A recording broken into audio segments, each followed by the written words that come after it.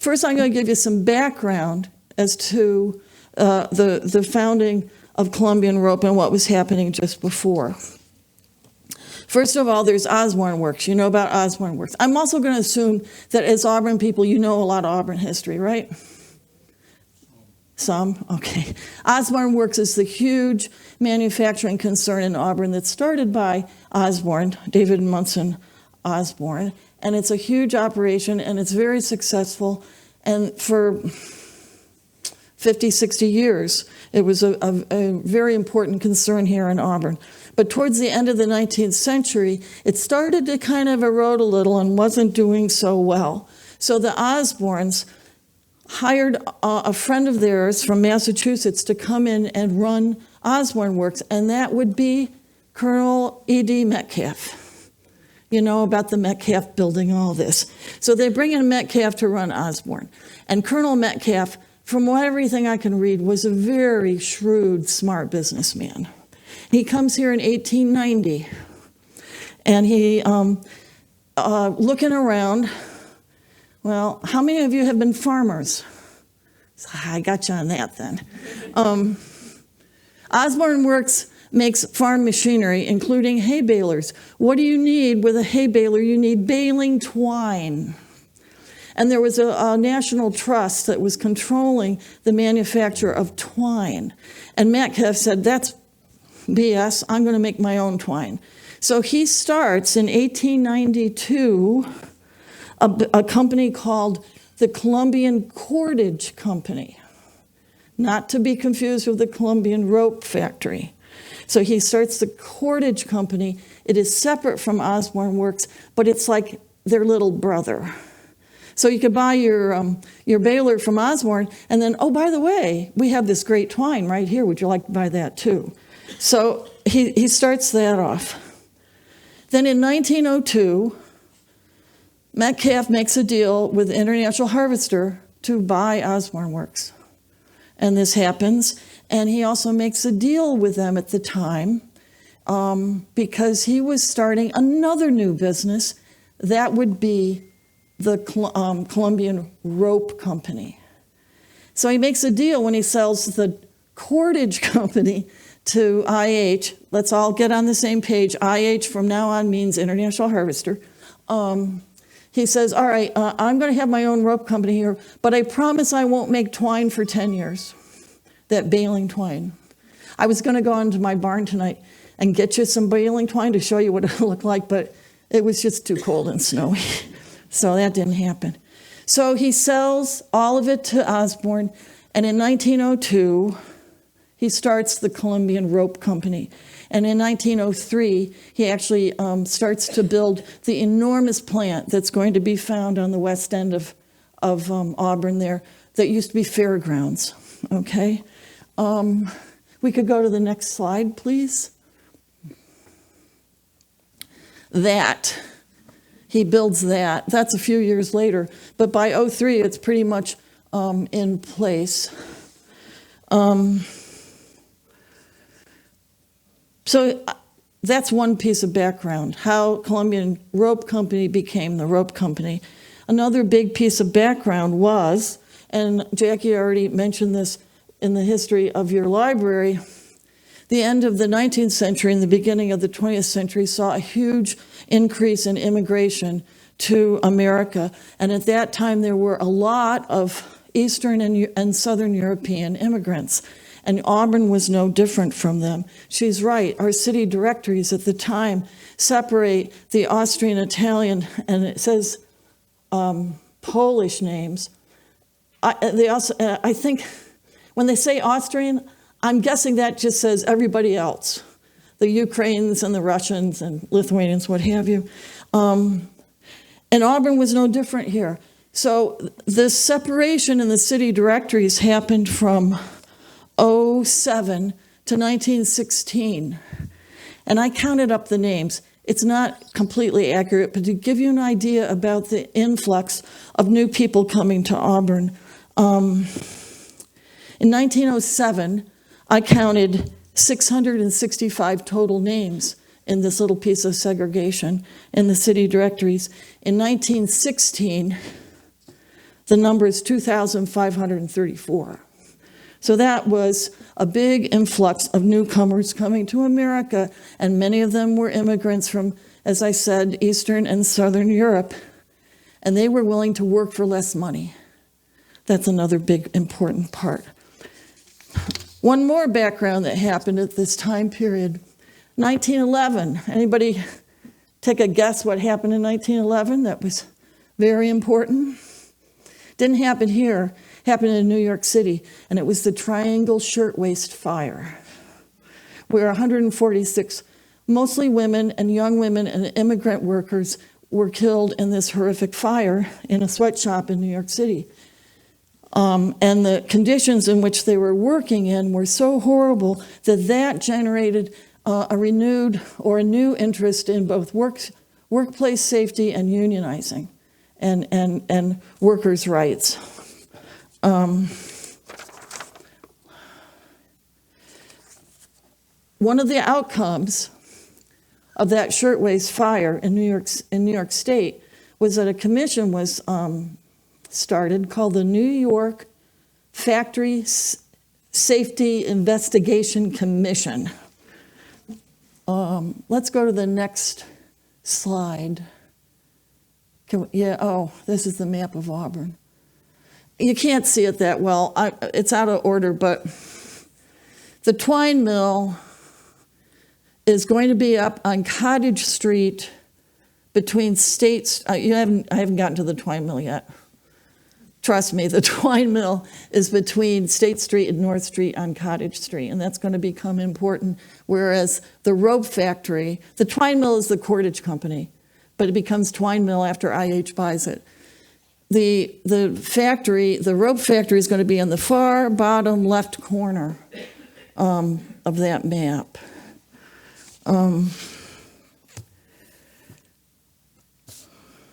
Let's go to the next one. So the factory safety investigation I should have been commissioned, and came around New York State in 1912, and they investigated all over New York State factory conditions and safety issues, and they interviewed a lot of workers, including coming to Auburn in 1912. They were here in August, and they took a lot of photos. They mostly went to IH, and the photos I have here have a couple that are also from the rope factory, but they weren't part of this safety commission. But they took a lot of photos, and they interviewed a lot of the people here. So that's a machine room. In the description of it in the records of this commission, you see the guy standing there, and you see the bucket to the right of his head. That was pointed out as a safety concern, because that would be their safety measure if there's a fire. Like, that's really going to, do much, especially with these huge bales of twine of hemp laying around. What's the next one, please? This is a couple years later, but this is another example of what the workplaces would have looked like at both the cordage company, which now is the twine mill because it's owned by IH, and Columbian Rope. And the next one. Yeah. One of you can read the reports of this commission. They're in the New York State Law Archive, and they're digitized, actually. And in this instance, they complained because women workers were, they witnessed them pulling huge piles of hemp that weighed over 150 pounds. And this lady here is identified in their commission report as having to do that work. And then the next one. This is, again, a little later, but gives you an idea of what those guys and women had to work through. So in the commission report, let me read you some of this. The commission called and examined a number of women employees separately. In the course of, this is all about Auburn. In the course of the inspection, several women were seen to pull piles of hemp weights weighing 150 pounds. In the spinning room, the clatter of the machinery was so frightful that a voice below, a shriek, could hardly be heard. The appearance of the women workers was very disheartening. They were worn and pale, and their clothes, faces, and hands were covered with oil and hemp dust. No attempt whatever was made to guard against the dust. It is breathed continually by the workers and causes considerable suffering, as testified. The women and girls there received salaries as low as $5 a week. Let's see the next slide, please.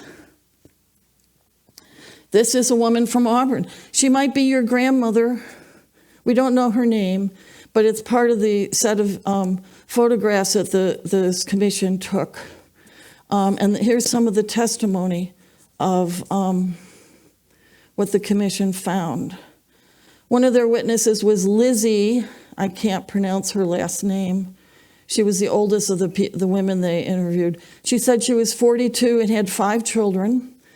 One of them, a boy of 21, who was working upstairs in the plant. 3 younger girls and another boy she had. She'd been working in the factory for 3 years, and her husband had to stay home to watch the children, since rheumatism, the result of labor on railroad tracks, had incapacitated him. I do have to say that while on one level this commission was very concerned about the welfare of the women workers, there was also a little sense of, well, who's doing your washing? And who's taking care of those kids? You're working all night, because a lot of these women took the night shift. So on one level, it's like, oh, we care about you, but we care about you because you're not home doing the wash. The interview went like this: do you get enough to eat? Sometimes, she replied. Who does your family washing? My husband. Do you and your children start the day hungry? Sometimes we have stomach troubles. What's the next one? This is another lady that was from Auburn.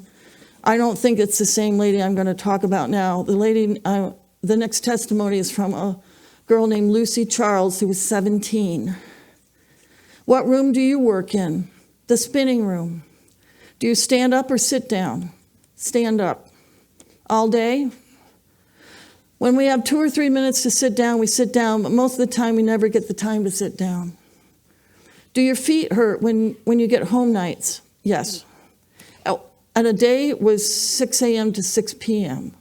They were 12-hour days, 6 days a week for $5. Do your feet ever swell up at all? They used to swell up when I was not used to work on them so long, but now they don't. You were tired out pretty much every night. Yes.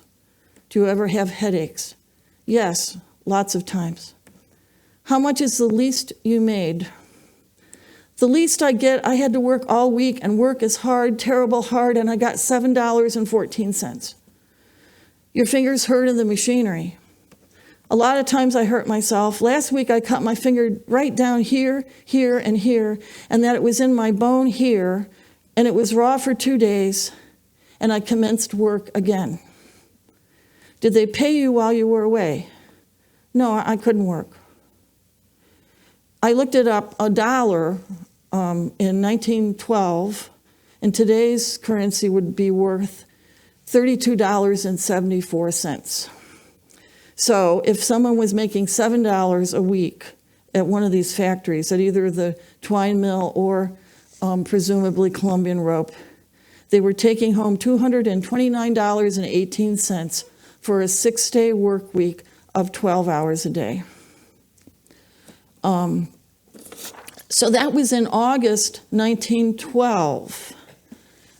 And there's a gap. This is one of those gaps, so I need to dive into that rabbit hole again, because our strike in Columbian Rope happens in March of 1920. So I don't know exactly what happened between August 12th, 1912 and 1913 in March. My guess is, based on a number of comments in the newspaper, and trust me, almost everything I got in this was from newspapers.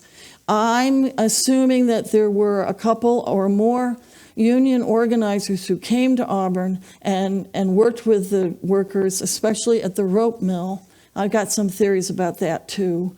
To educate them and train them about how to legally have a labor dispute, because there were laws at the time of what you could or could not do. So that's what I'm thinking happened, but I don't know for sure. It's a quiet time, at least in terms of the public press.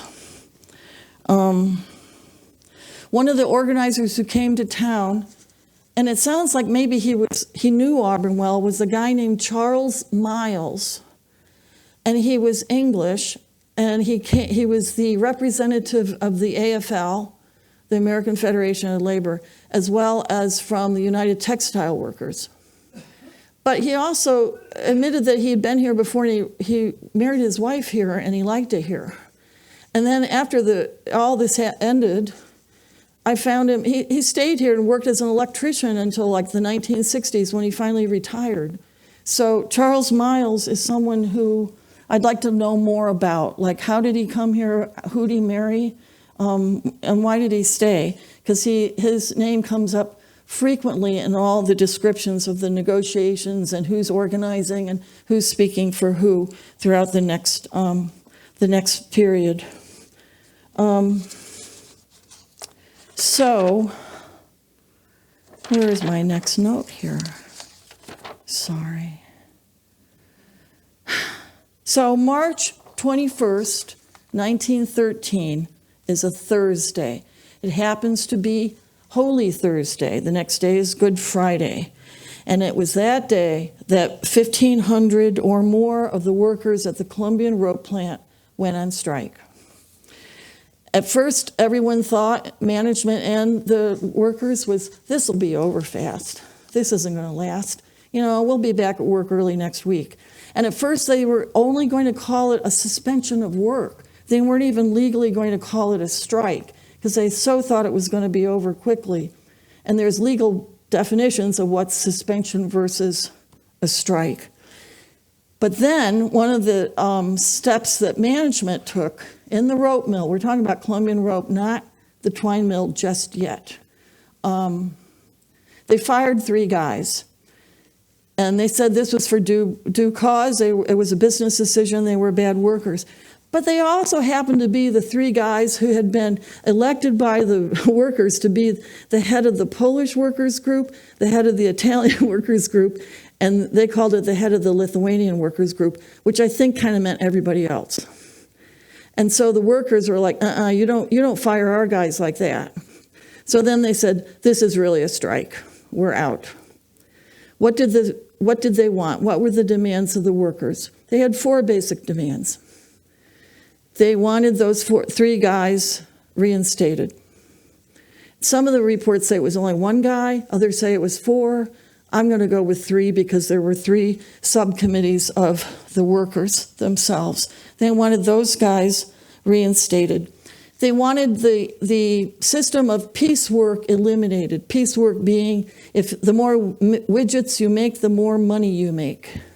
So if you're a able-bodied and big husky guy, you can make a lot more widgets and you can make a lot more money. If you're the Lucy Charles, who's 17, who's cut her fingers up, not so much. So they wanted the end of the piecework. They wanted an increase of wages, and they wanted recognition of the union. It's unclear, from what I can tell, whether they were advocating for an open shop or a closed shop. You know the difference? Yes. Closed shop means you can't work there unless you are a member of the union. So those were their 4 demands. And guess what? Guess what the board of directors at Columbian Rope said? We're not going to reinstate those guys. We fired them for due cause.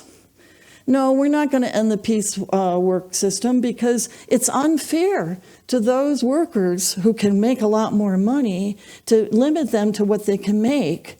And golly, we can't pay everyone as much as we could the best workers. So no, we have to keep piecework. No, we're not going to raise your wages that much. And no, we are not going to recognize this union, especially if it's going to be a closed shop. The next day, the morning that they walked, as well as the next day, upwards of probably 1,000 to 1,200 of the workers from the rope plant marched from the rope plant in the morning. They marched down Genesee Street to State Street. They went up to Perrine.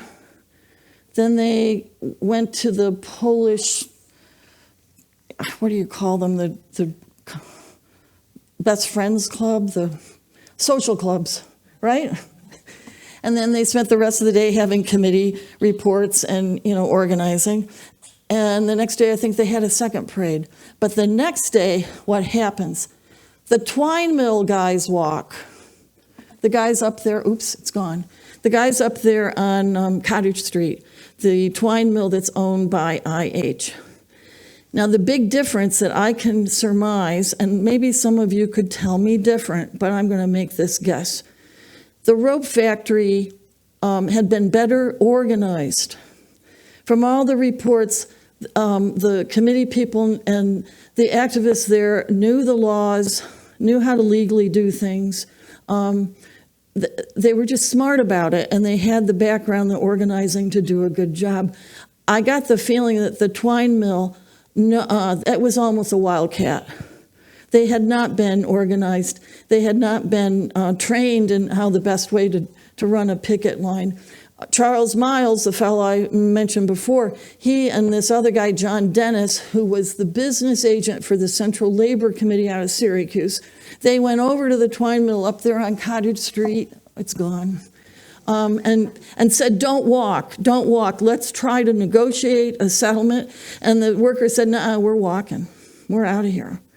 So there was a real kind of difference in tone between the Columbian rope workers and the twine mill workers in terms of how they performed under duress there.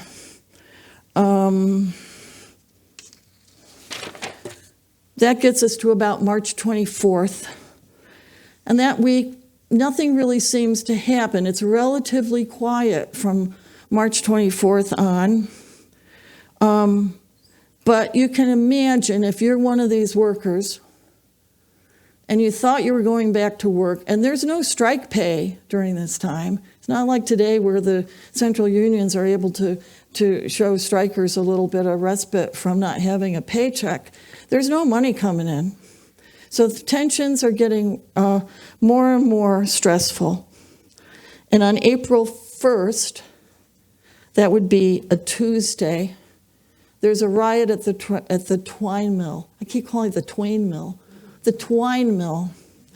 And 12 people are injured.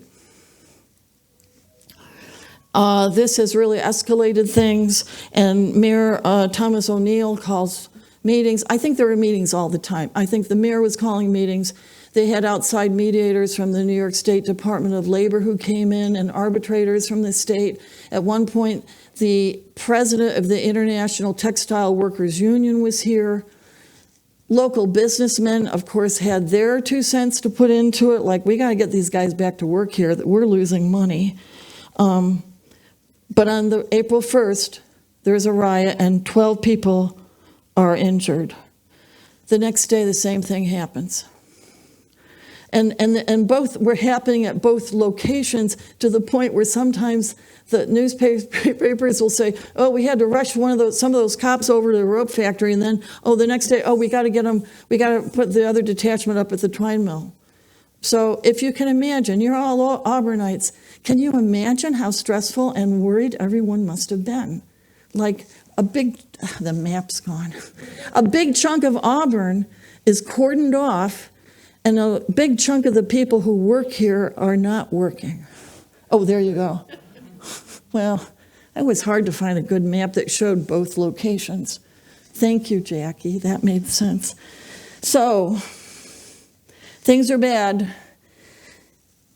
The strike committee from the Columbian Rope make an argument that things did not blow up badly on April 3rd, because they went to their people and said, you all have to chill out here.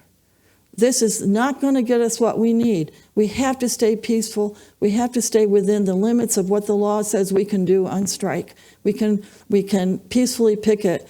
We cannot stop people from going to work if they want to go to work. We can't accost the policeman. So the third, things were relatively calm. And then we want to get to the cartoon. It's not really a cartoon. Oh, wait, go back. That's one of my favorite photos. That's the photo from that investigating commission. And that's a group portrait of IH workers. And I'm betting your grandparents maybe are in that picture, some of you. We have no idea their names. But I just love looking at them and the determination and the hope that they have on their faces there. But the next slide, please. On April 4th, it happens. Early in the morning at the rope factory, there's an unruly crowd. And at this point, the National Guard has been called in. And the photo that Jackie found, that if any of you saw the announcement in the newspaper, showed a bunch of the workers standing in front of E.D. Clapp, which would be, what was the name of that pharmacy that closed on the corner of Dunning and Walgreens. E.D. Clapp was there, and there's a list of the workers standing there. In front of them is a line of guardsmen, National Guardsmen. They were called in from all over the state to try to quell this unrest. So what happens is, early in the morning of the 4th, the pickets are out, the National Guard's out, everybody's like kind of really stressed out and on edge. And a man on a bicycle, several different newspaper accounts give this account. A man on a bicycle, sounds like the beginning of a joke, is supposedly trying to pass the pickets and go to work. And a young lady, as she is described, in a plaid dress, stops him. Whether she stopped him to pull him off his bike, or whether she stopped him to say, "Listen, sir, why don't you join us in our union?" Or whether they had a fight, we don't know, but it became a physical altercation. They both fall to the ground. And the police, not so politely, escort the lady into the back of a paddy wagon. Actually, they roughed her up. And this totally incited the picketers. And at this point, there's no more cool-headedness to be found. The guardsmen are trying to get people to back off. This is early in the morning, like 9 o'clock in the morning. And they say, "You got to back off or we're going to shoot you." And they didn't quell off. So first they fired volleys into the above them. And that scared some people off and it enraged other people. And the next moment, they shot into the crowd. Right there, like where Peppers is. Like I go and buy my bottle of vodka where this happened. And I cannot not think about that when I go in there now. 4 people were shot. And the first reports is that they weren't going to survive. They did eventually, but it was like a big shock to everybody. It just like stopped. People chilled out. The next few days were very quiet at the rope mill. Twine mill, they were still like fighting up there. They were not going to let down. And then members of the strike committee, who had also been, their names continually appear on the negotiating team and throughout all the newspaper reports, had this statement published in the Citizen, and I'm going to read you all of it because it makes me weep sometimes. "We, the undersigned committee representing the working people on strike in the rope and twine plants, ask space in your paper to make the following statement to the public, being desirous of retaining the sympathy and goodwill of the citizens of Auburn, especially the working people, in our struggle for a living wage and decent conditions. Since the inception of the strike, we have maintained peace to the extent that our enemies have searched in vain for something to criticize, and not until Tuesday morning, that first riot, did anything occur. The disturbance which occurred Tuesday morning was provoked in the first place by special policemen, I think they meant the guardsmen, interfering with our pickets as they met with machinists working in the shops and asked them to go out on strike with us. This interference was violent and offensive in manner, and in one instance extended to tearing the shirtwaist and skirt of one of our girl pickets in an effort to compel her to leave the sidewalk, where she had a perfect right to be. It was an unlawful interference. See, they'd been schooled. They'd been organized and educated what was lawful and what wasn't.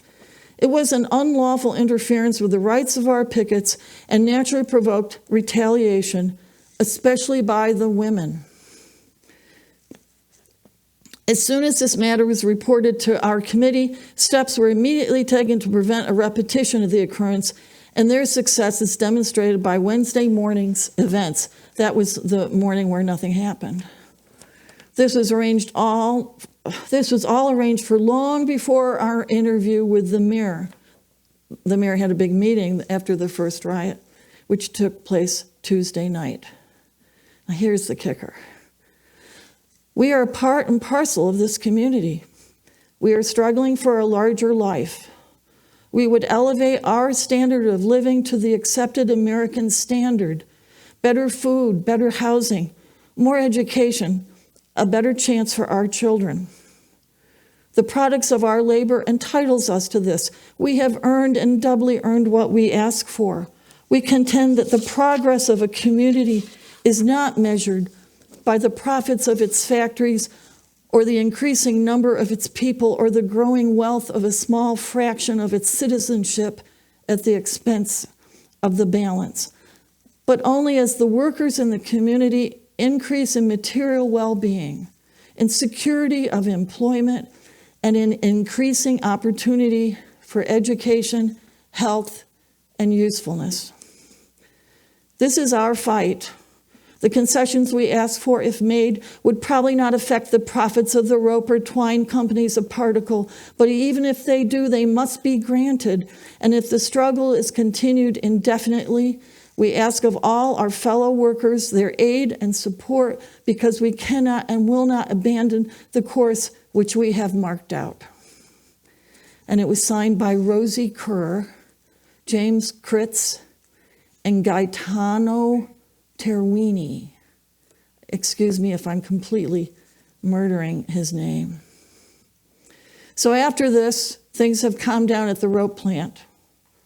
And I think at this point, all sides were so shocked into reality that significant and real compromise and conversations were happening between the rope workers and the rope management. The twine mill, on the other hand, they're still at it.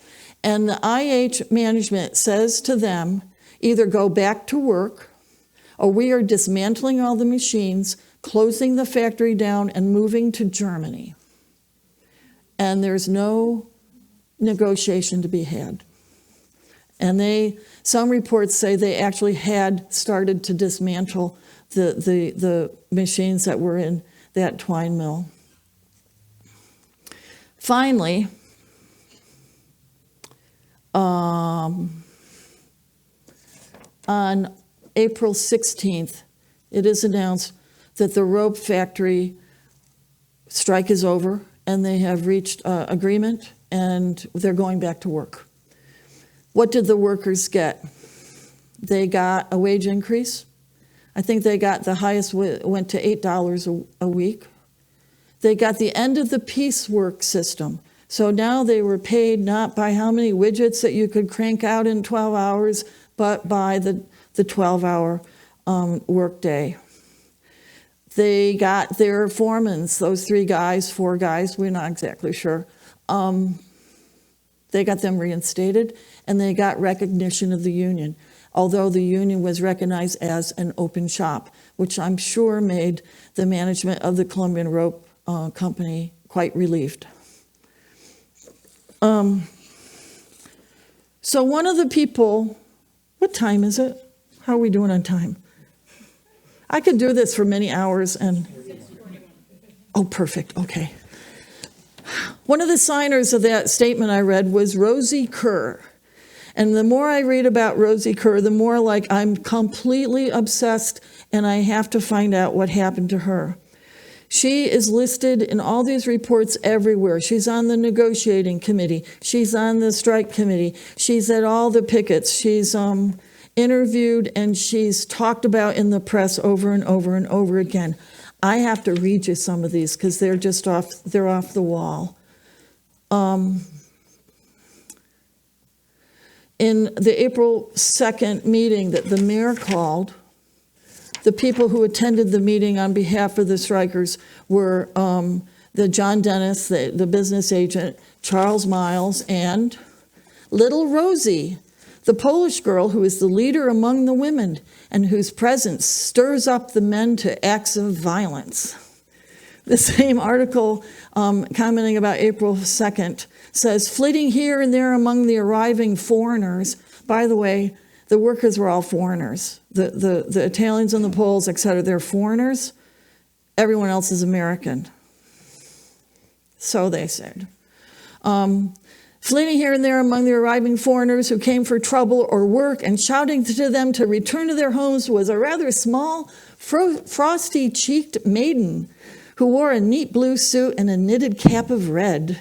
When she spoke to them, the men and women slowly turned and took their departure. It was little Rosie, the woman strike leader, and a born leader, too. From the Auburn Semi-Weekly Journal, the mob, they would call the pickets mobs, had been composed of nearly 300 men, 500 women. Marching up and down and through the hungry foreigners was a rather small, nice-appearing Polish girl who's known as Little Rosie, and who, it is said, has been prominent as an agitator since the strike started. She generally wears a neat blue suit and a red knitted cap. The cap is important, I think. I'll get to that. In a loud, clear voice, she called out to the strikers in their native tongue, and it is believed that it was little Rosie that spurred the foreigners on. The police made an attempt to secure her, but the crowd surrounded her, and she made her escape by running behind some buildings. I love this girl. She's 17. Did I mention this? She's 17 years old. The morning of the shooting, there are two different reports on this. At one time when an officer said to the girl, Rosie, move on, she replied defiantly, shoot me before I move. She continued to berate the police and pointing to patrolman O'Brien shouted, that tall fellow, I'll slap his face. He shoot us, we'll shoot him.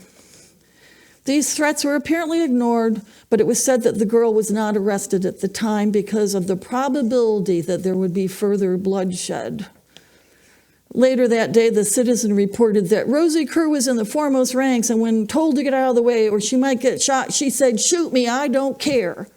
From that time on, the wildest kind of excitement prevailed, and the policemen who had been on duty at the International Twine Mill were rushed to the scene. Between these two places, they were having some problems getting everything covered.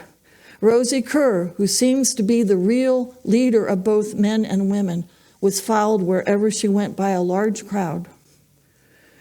Then the Ithaca Journal said on April 5th, Rosie Kerr, 17, a surprisingly pretty little Polish girl, seems to be in control of the difficulties between strikers and their employers.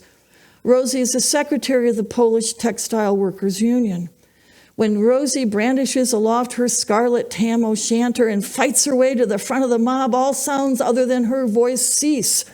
Her word is the final law amongst the strikers. She came to the Columbian Rope plant several months ago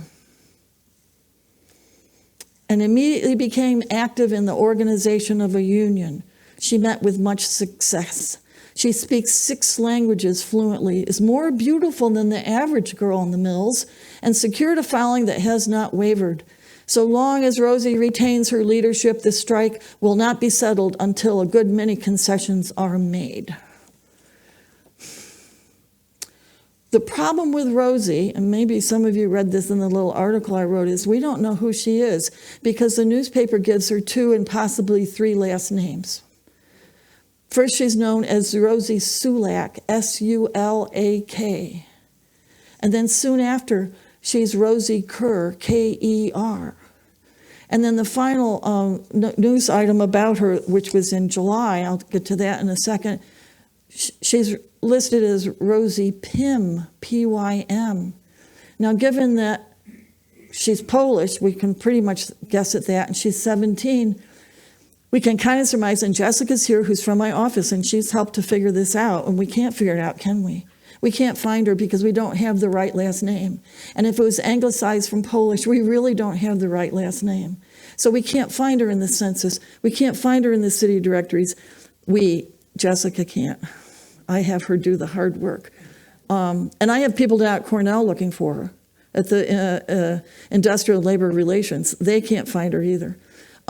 We can't find her in any immigration records. We can't find her anywhere else. She disappeared because in July of 1913, she's fired. So we know she stayed here, but they reorganized her department and had to let go some of the workers. So she's gone. And the remark in that newspaper article was from her coworkers, she'll do very well because she can speak 4 different languages and she'll be of great use in bigger cities. So I want to find her. I want to find her so badly because it seems to me she's an example of what I would call history from the ground up. And that's not my idea. It actually, oh dear, sorry about that. I get excited. E.P. Thompson, who was a great English historian, who was one of the first people to really think about labor history as being as important as other kinds of history, called it history from the ground up.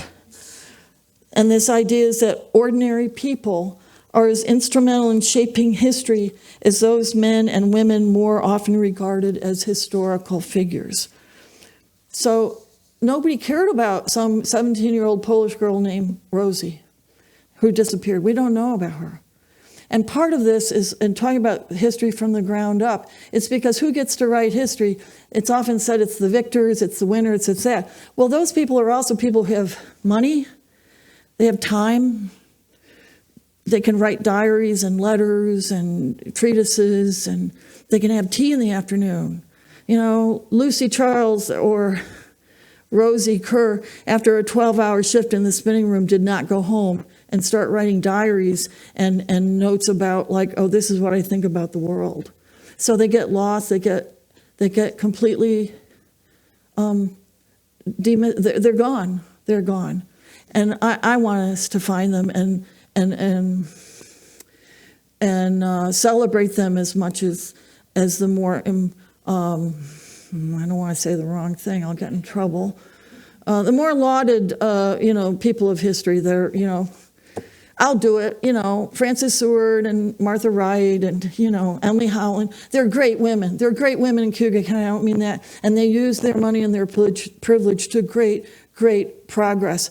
But they also had tea in the afternoon, and Rosie didn't, I don't think. So there's a lot of gaps here, and I intend to keep looking for them. Could we go to the next slide? Part of the problem of finding out these gaps is I've had to work on newspapers almost solely. I found some things in the New York State Archive, but many things are not digitized. And then if I wanted to look into what happened to the twine mill, for instance, all those papers are at the Wisconsin Historic Society because it was International Harvester. And then the AFL files, the American Federation of Labor, their papers are at the University of Maryland. And I called them and said, could you help me find any of this stuff? And they were very nice and said, we'd love to, but we have neither the staff nor the money to help you out. You can come here in person. So this is a photo from the Library of Congress. It just says strikers at Auburn, April 13. It must have been after they won, and there they are. We don't know if they're rope workers or if they're twine workers, but we know that they worked here and fought for a better life. In our office, and Jessica tried to do this because she's so brilliant at it, we tried to figure out where this is in Auburn based on those houses. I myself drove up and down Pulaski Street, and what are some of the other streets down there? We drove all over them. Caught it. We tried to find it. There's a lot of houses that look like that. But there they are. And this is a work in progress. I'm going to keep finding it, because this is only 1913. We know what happened afterwards. Columbian rope became like Columbian rope. And that's like another whole number of chapters.